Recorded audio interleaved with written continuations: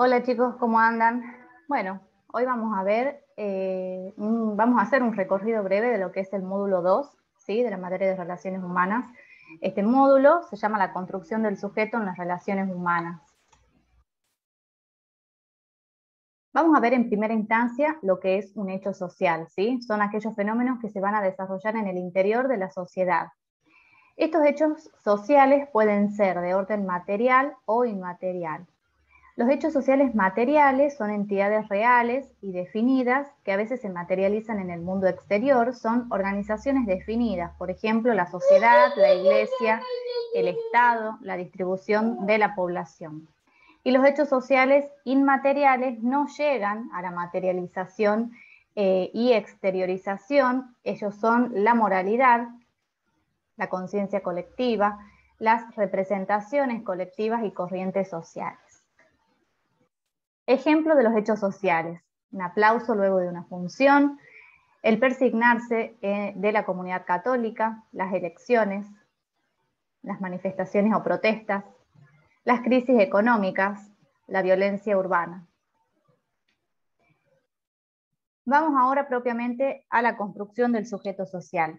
El sujeto se constituye a partir de la relación que tiene con los otros, ya que a partir de la mirada de los demás, el ser humano se va constituyendo en sujeto y por lo tanto su subjetividad también. La subjetividad es un proceso dinámico que se está construyendo continuamente, por ello que nosotros como seres humanos construimos nuestra realidad, nuestra historia, nuestras necesidades, etc. En un primer momento es la madre quien da a cumplir con la función fundamental para la construcción psíquica y la preservación del niño. Posteriormente, el individuo debe pasar por el proceso de la dependencia a la independencia, ya que el niño tiene que enfrentarse al mundo y a todas sus complejidades, y de esta manera comenzar a identificarse con la sociedad. Es por ello que además de la función de la madre, la sociedad también va a jugar una función muy importante dentro de la construcción del sujeto, por lo que a partir de la relación que tenga con la sociedad, el ser humano se someterá a ciertas reglas dependiendo de la cultura en la que se encuentre inmerso, dentro de la que se establecerá cómo debe ser su comportamiento, ya que detrás de todo individuo van a existir los otros que lo convertirán poco a poco en sujeto, sujetado a las normas y a las leyes que le demanden. No podemos entender a la persona si no se toma en cuenta la estructura personal y la estructura social. El sujeto, por lo tanto, siempre está inmerso dentro de la sociedad y es dentro de ella donde la persona se mueve en situaciones y circunstancias y donde actúa sobre redes de diferentes vinculaciones sociales. Tenemos entonces que la relación entre sujeto y sociedad debe ser valorada y significada, y es a partir de este momento en donde la persona tiene un vínculo con la sociedad y dentro de la misma en la que se encuentra inmersa, en relaciones de poder muy complejas, en donde se manejará el ejercicio del poder, en donde uno lo ejerce y el otro se somete. Tenemos el proceso de socialización y vemos acá la propuesta o la perspectiva de tres autores, ¿sí? Como son San Martín, Arnett y Berger y Luhmann. Nuestro primer autor, San Martín, es desde las ciencias sociales y él va a proponer dos acepciones para este término. La primera remite al proceso de conformación y organización de los grupos sociales en los cuales se ven implicados factores políticos, económicos, simbólicos y culturales. Y en una segunda acepción se focaliza generalmente en el individuo y remite al proceso por el cual se adquieren valores, actitudes y creencias de una sociedad en particular. Por otra parte, tenemos la visión de Arnett desde la psicología social, en donde él va a proponer tres objetivos para la socialización: el control de los impulsos, la preparación para ocupar roles y la internalización del sentido. En control de impulsos, capacidad para la autorregulación y la gratificación se obtienen en la infancia. Preparación para ocupar roles. Estos van a variar de acuerdo al grupo etario del individuo. Internalización del sentido, desarrollo de fuentes de significados como la religión, la pertenencia a grupos étnicos nacionales, selección de objetivos de desarrollo personal. Estos objetivos se encuentran modulados por la cultura en la que se lleven a cabo. Berger y Luhmann van a hacer una distinción de dos etapas: la primaria y la secundaria. En la primaria es la primera por la que el individuo atraviesa en la niñez, por medio de ella se convierte en miembro de la sociedad. Esta etapa de la socialización solo se desintegra por fuertes impactos biográficos. La secundaria se va a constituir, se constituyen los procesos que introducen al individuo a los nuevos roles y contextos de su sociedad, incluyendo particularmente a los submundos institucionales. Esta etapa puede desarticularse con mayor facilidad que la primaria.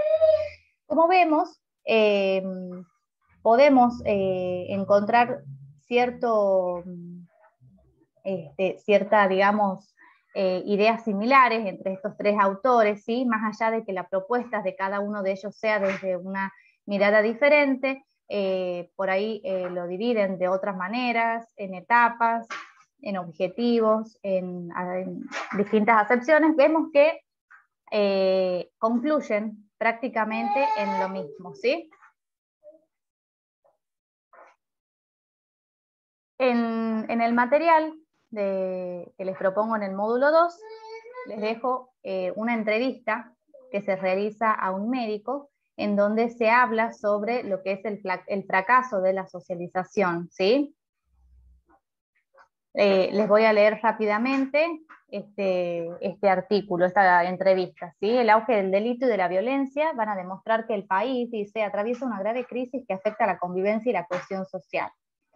El conocimiento ha reemplazado a la producción masiva como base de la riqueza, del poder y de la interacción social, y el resultado es una gran ruptura que está produciendo profundos cambios en la sociedad. Entre las manifestaciones más visibles, el aumento de la violencia y de la delincuencia infanto-juvenil crea gran inquietud por su impacto en el proceso de socialización y por sus consecuencias no solo presentes, sino también futuras. Carlos Díaz Usandivaras, médico terapeuta familiar, profesor de psicología clínica en la Universidad de Belgrano y director del Instituto de Familia, ha indagado sobre un gravísimo problema social, la violencia y la delincuencia infanto-juvenil.